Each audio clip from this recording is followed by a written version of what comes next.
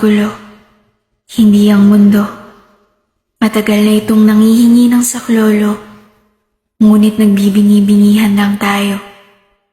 Ngayong tayo na ang kinakapos, saka lang ba tayo kikilos? Hindi pa huli ang lahat, may magagawa ka pa.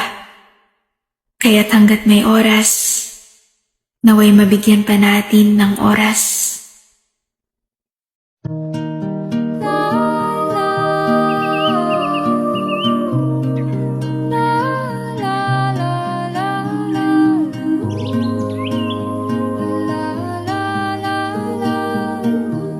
Ang karagatan ay ating ingatan.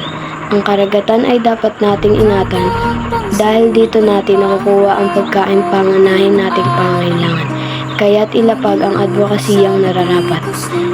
Itigil ang paghahagis ng granada sa ating katubigan upang ang ating ekonomiya ay umunlad at hindi malugmok sa kahirapan. Bigang sa mga problemang di masolusyonan agad, parang wala nang bukas. Basa natin ang pagtatapon ng basura, mapailog man o mapadagat, dahil marami ang mapipinsala nito sa ating karagatan at kalikasan. Nahanap ang sarili, ngunit di nakakayanan sa ikaw na dinadaanan ko. Saan na to patungo? Saan ako patungo? Walang muwang nakagubatan ating tinginan. Sa paglipas ng panahon, mas dumadami ang patuloy na pagputol ng mga puno sa kagubatan ng iligal. Kung kaya't bakit hindi natin ilapag ang advokasiyang nararapat?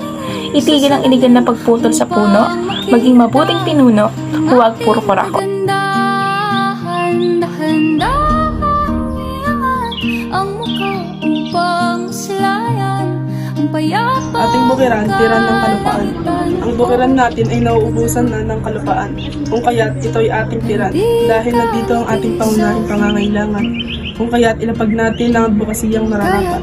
Ating bukiran ay tiran ng kalupaan, para ating bayan ay hindi na mangkat ng kaban. Mula sa iba't ibang bansa, hindi nakagisnan.